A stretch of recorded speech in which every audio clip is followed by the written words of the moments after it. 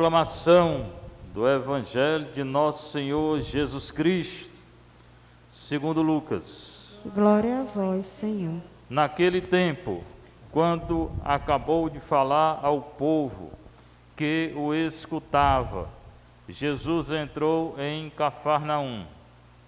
Havia lá um oficial romano que tinha um empregado, a quem estimava muito, e que estava doente, à beira da morte. O oficial ouviu falar de Jesus e enviou alguns anciãos dos judeus para pedirem que Jesus viesse salvar seu empregado. Chegando onde Jesus estava, pediram-lhe com insistência: o oficial merece que lhe faças esse favor, porque ele estima nosso povo. Ele até nos construiu uma sinagoga. Então, Jesus pôs-se a caminho com eles. Porém, quando já estava perto da casa, o oficial mandou alguns amigos dizer a Jesus: Senhor, não te incomodes, pois não sou digno de que entres em minha casa, nem mesmo me achei digno de ir pessoalmente ao teu encontro. Mas ordena com a tua palavra, meu empregado ficará curado. Eu também estou debaixo de autoridade, mas tenho soldados que obedecem às minhas ordens. Se ordena um vai, ele vai. A outro vem, ele vem. E ao meu servo faz isso, ele o faz. Ouvindo isso, Jesus ficou admirado. Virou-se para a multidão que o seguia e disse: eu vos declaro que nem mesmo em Israel encontrei tanta fé. Os mensageiros voltaram para a casa do oficial e encontraram o servo em perfeita saúde. Palavra da salvação. Glória a vós, Senhor.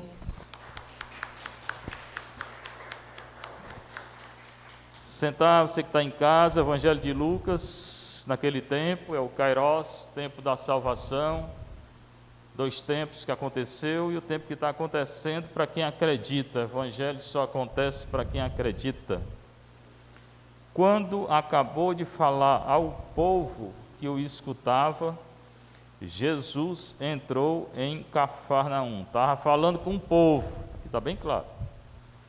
Termina de falar, entra em Cafarnaum, na casa de Pedro. Era Pedro que morava lá. Casa que ficava do lado do lago de Genezaré. Havia lá, Cafarnaum, um oficial romano. Esse oficial tinha um servo. Esse servo estava doente. O oficial não era cristão. Tinha ouvido falar de Nosso Senhor, mas não era cristão não, era pagão. Tem gente pagão com mais fé do que os cristãos. Essa história aqui é uma delas. Tinha um empregado a quem estimava muito, gostava muito do empregado, que estava doente à beira da morte. Hoje em dia tem muita gente aí, né? Todo dia eu recebo WhatsApp, rezar para fulano que está morrendo. Também tinha, na época de Nosso Senhor. O oficial, que era pagão, não era cristão, ouviu falar de Jesus. Não é nem que conhecia. Às vezes a gente conhece, não tem nem fé, né? Esse sujeito aqui, ele ouviu falar. Enviou alguns anciãos do judeu. Quem eram? Fariseu. Ainda mandou os fariseus para pedir que Jesus viesse salvar seu empregado. Por quê? Ele era um benfeitor. Até a sinagoga tinha construído lá para os judeus. Muito bem. Pediram com insistência: o oficial merece que ele faça esse favor. Ele estima nosso povo, estima o servo, estima o povo. Parece que tem um coração bom aqui esse oficial. Ele até nos construiu uma sinagoga. Jesus se levantou, foi com eles. Tinha entrado na cidade, devia estar cansado. Foram pedir, se levantou e foi.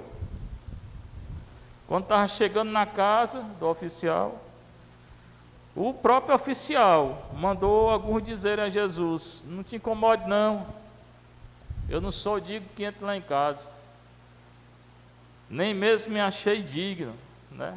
Mas diz uma palavra, meu servo ficará curado. Essa frase está na missa, até hoje faz parte da missa.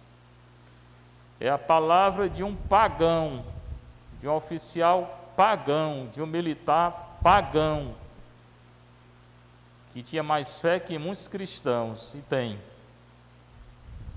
talvez até mais do que nós, né?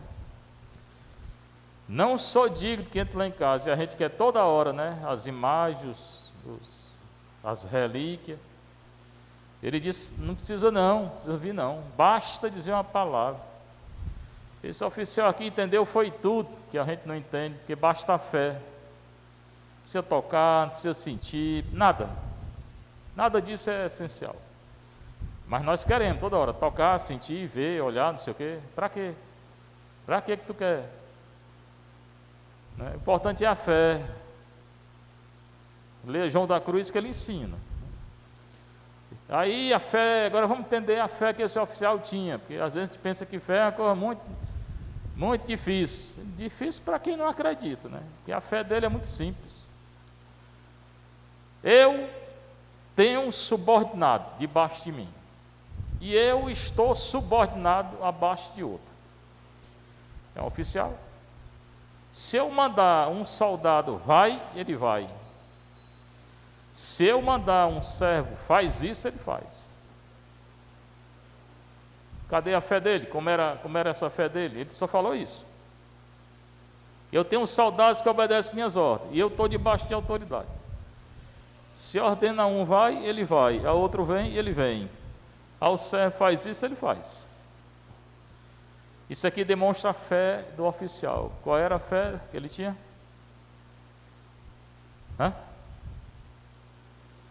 Parece que vocês não estão entendendo.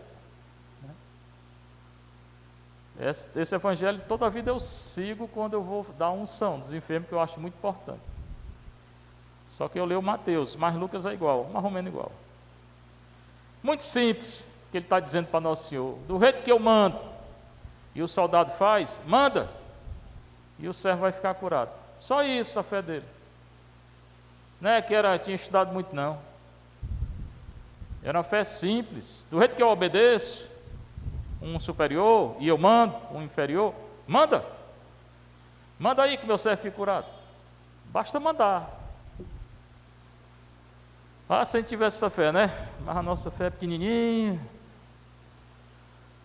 Não vou dizer para ele ser pagão não, mas esse pagão aqui tinha uma fé bem grande. Ouvindo isso, até Jesus ficou admirado com a fé desse homem.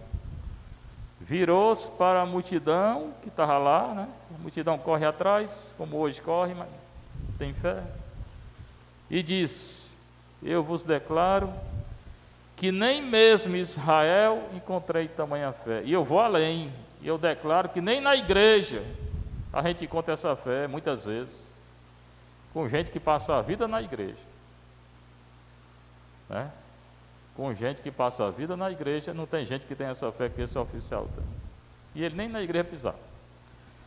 Os mensageiros voltaram para a casa do oficial e encontraram o servo em perfeita saúde. Por quê? Porque o oficial tinha fé.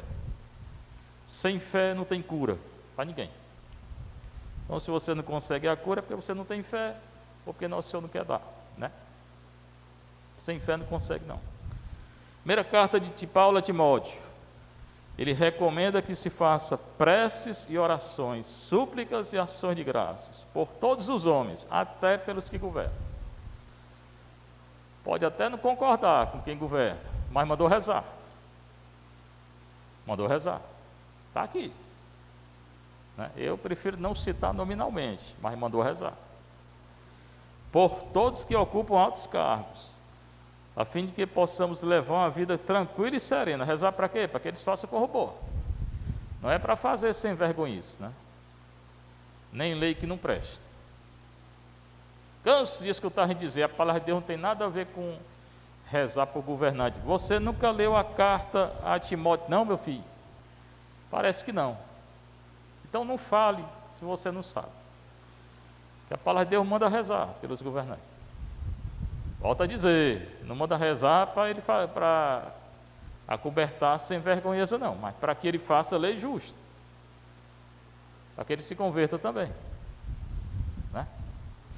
E para que as leis que eles façam sejam de acordo com a lei de Nosso Senhor. Mas manda, não diga que não manda. Não diga que não tem nada a ver, porque tem. Na carta a Timóteo está bem claro. Né? Porque eu escuto que muita gente fala que não tem nada a ver, porque não se conhece a Bíblia. Isto é bom e agradável a Deus, nosso Salvador. Ele quer que todos os homens sejam salvos, até os governantes, desde que façam a lei justa. E cheguem ao conhecimento da verdade. Nosso Senhor quer que todo mundo conheça a verdade. Aí tem que orar, confessar, adorar, fazer caridade, comungar e ler a palavra de Deus. Só escutar não vai não. Pois há um só Deus, um só mediador entre Deus e os homens, o homem Cristo Jesus, que se entregou em resgate por todos. Só existe um Deus, resgate por todos. Só existe um Deus, não tem nem 2, nem 3, nem 4, nem 5. Só existe um Deus que se revelou na Igreja Católica, essa aqui. E as outras, nem igrejas são. Pode ser comunidade, mas a igreja mesmo só criou uma. Né? Então é Ele, e toda a graça que você consegue, se conseguir com fé, não é santo que dá graça, é Deus. Maria intercede, mas a graça que dá é em Deus. São Miguel intercede, mas a graça quem dá é Deus. Santo nenhum dá graça para ninguém. Conseguiria a graça por São, sei lá, São não sei o quê. Conseguiu não. A graça que você conseguiu foi Deus quem lhe deu, por intermédio do santo. Porque às vezes a pessoa tem mais devoção a santo do que a Nosso Senhor. Quem dá graça é Nosso Senhor, não é santo não. É por intercessão do santo. O homem Cristo Jesus que se entregou em resgate por todos. Ele nos resgatou e se entregou em resgate por todos. Ele morreu e matou a morte na cruz. Quem? Nosso Senhor. Este é o testemunho dado no tempo estabelecido por Deus. Tempo estabelecido da morte e ressurreição de Nosso Senhor. Ele esteve na terra naquele tempo estabelecido. E nos dando, conferindo a redenção e a salvação.